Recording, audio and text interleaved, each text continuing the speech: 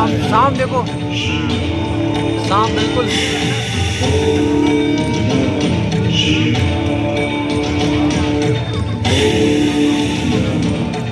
तो आइए प्रवेश करते हैं एक कालातीत कथा में, जिसकी काल गणना असंभव है। घटना युगों पहले की है कि जब अनेक अंतरिक्षों में अनेक ग्रहों पर उद्भव, पालन और संहार हो रहा था। अर्थात कई सारी सृष्टियों का प्रादुर्भाव और विलय हो रहा था। कई वहाँ की सभ्यताएं विकसित हो रही थी तो कोई नष्ट हो रही थी, और वर्तमान में भी यही क्रम अनंत कालों से चल रहा है और अनंत कल्प कल्पांतरों तक चलता ही रहेगा। यह अंतहीन क्रम है, परंतु यह घटना इस पृथ्वी नामक ग्रह की है कि जब यहाँ सब कुछ निशब्द था, समस्त पृथ्वी जल आप्लावित थी, तभी भगवान विष्णु ने वराह रूप धारण कर पृथ्वी के कुछ भाग को जल से बाहर निकाला, जिससे कालांतर में इस पृथ्वी पर जीव पनपने लगा। और एक बड़ी काल गणना के बाद यहाँ मानव पैदा हुआ, किंतु उसे किसी प्रकार का बोध नहीं था, किसी भी प्रकार की अभिव्यक्ति की समझ नहीं थी। ना तो उस समय शब्द था, ना कोई वर्णाक्षर। चराचर जीव जगत अपने अपने समूह में एक मूक दृष्टि से एक दूसरे को निहारते थे, लेकिन कुछ भी अभिव्यक्ति नहीं कर सकते थे। चारों तरफ इस पृथ्वी पर सन्नाटा ही सन्नाटा था। प्राकृतिक स्वरों, ध्वनियों के अतिरिक्त यह पृथ्वी निशब्द थी। ऐसे कई युग बीत गए कि अचानक ब्रह्मा को विचार आया कि पृथ्वी का निर्माण हो चुका है। विष्णु ने अपनी व्यवस्था भी व्यापित कर दी है, लेकिन शब्द की उत्पत्ति कौन करेगा? बिना वाणी अभिव्यक्ति कैसे हो पाएगी? जब ब्रह्मा और विष्णु को प्रेरणा हुई कि देवों के देव महादेव ही इस सृष्टि में शब्द की स्थापना कर सकते हैं, शब्द ब्रह्म का दान दे सकते हैं,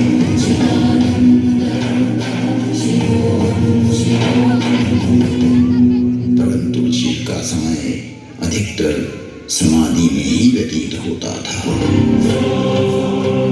जगत में वेद की स्थापना के लिए, मनुष्यों में, प्राणियों में सत्य, प्रेम और करुणा की भावना प्रकट करने के लिए, शब्द को देह देने के लिए महादेव को समाधि से जगाना अति आवश्यक है। जब ब्रह्मा, विष्णु और सारे देवताओं ने महर्षि पाणिनि को प्रेरणा की कि वो महादेव को प्रसन्न कर जगत में शब्द प्रकट करने की प्रार्थना करें,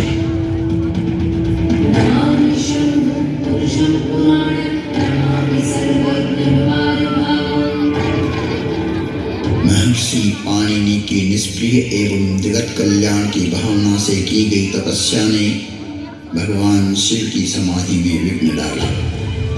महादेव की समाधि असमय भंग हो गई। महादेव की जागते ही उनका रौद्र रूप प्रकट हुआ और उन्होंने अपना नाद शस्त्र डमरू उठाया और भयंकर तांडव करने लगे।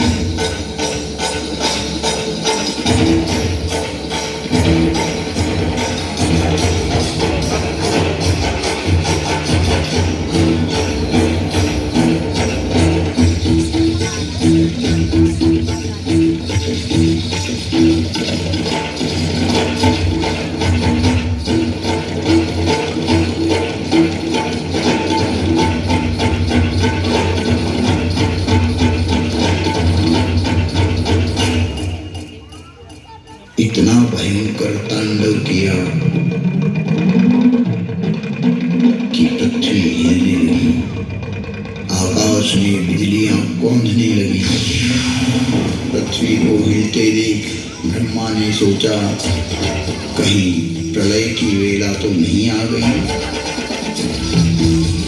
चारों तरफ समुद्र में उफान आ रहा था, हवाएं चक्रवात का रूप लेकर आकाश की ओर बढ़ रही थी। पूरी पृथ्वी अपनी दूरी पर ऐसे डोलने लगी मानो पृथ्वी समुद्र पर तैर रही हो।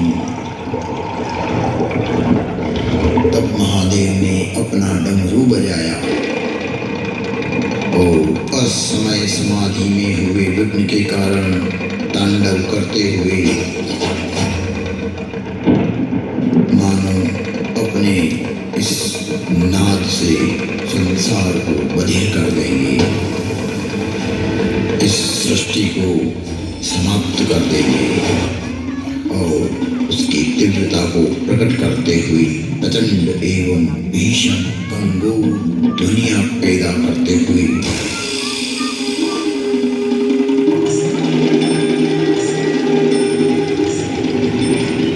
उग्र एवं महिमामय भयंकर डमरू नाद किया, जिससे प्राणी मात्र की श्रवण इंद्रियां लुप्त हो गई। नाद इतना भयावह था कि प्राणी मात्र के कर्ण भेद हो गए। कुछ काल के लिए यह स्थिति बन गई।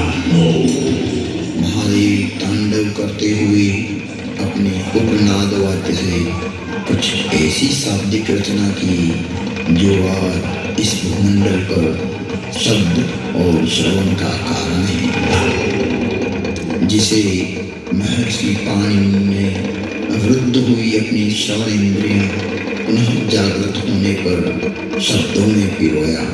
जगत कल्याण के लिए महादेव की प्रेरणा से नाद वाद्य से निकली हुई ध्वनियां जो आज इस संसार में व्याप्त है।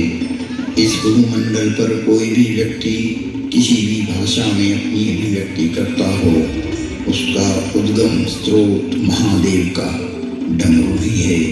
और वो डमरू इस प्रकार बोला, ऐं ऋ ऐं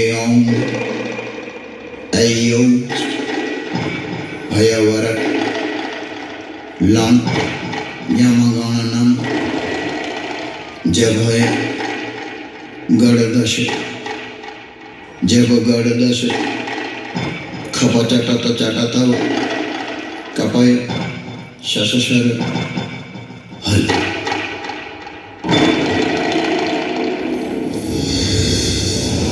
ऐं ऋ ऐं ऐं भयवरट लं यमगणनं जभय गणदश जब गणदश खपचटत चटतव कपय शशशर हल।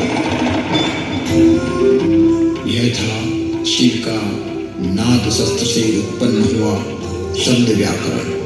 इससे शब्द की संरचना हुई और डमरू ने जिस प्रकार ये 14 शिवसूत्र परमात्मा शिव ने जगत को दिए, वो आज सभी की अभिव्यक्ति का कारण है। इति माहेश्वराणि सूत्राणि अनादि संज्ञार्थानि ऐसा मन्त्या इतः हकारादि स्वकार उच्चारणार्थ लण्मध्येऽपि तत्संज्ञकः। शिव के नाद तांडव के बाद संज्ञा, संधि, ओष्ठ, जिह्वा, कंठ, नासिका, पुल्लिंग, स्त्रीलिंग, नपुंसकलिंग आदि आदि वर्णों की उत्पत्ति के स्थान तय हुए। वाणी में व्यापकता आई, वाणी की श्रेणियां निर्धारित हुई, वर्ण का लिंग तय हुआ। मुख और नासिका से एक साथ उच्चारित होने वाले वर्णों की उत्पत्ति हुई, जो लघु सिद्धांत कौमुदी में संक्षिप्त रूप से वर्णित है, जिसका विस्तार सिद्धांत कौमुदी में प्रतिपादित हुआ है, जिसे हम अल्प समय में अभिव्यक्त नहीं कर सकते। शिव के निनाद तांडव के उपरांत महर्षि पाणिनि ने शब्द की रचना की और अक्षर को रूप देने के लिए प्रथम प्रार्थना की।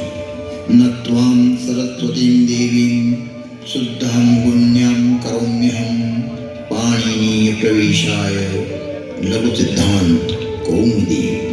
महर्षि पाणिनि ने विनय कर लघु सिद्धांत कौमुदी की रचना की, जो आज इस जगत में सर्व भाषाओं का मूल है, जो कि सनातन है, शाश्वत है।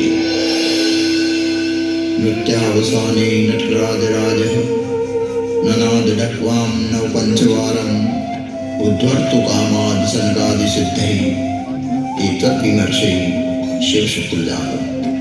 तुम त्रिभुवन गुरुवैर्वखाना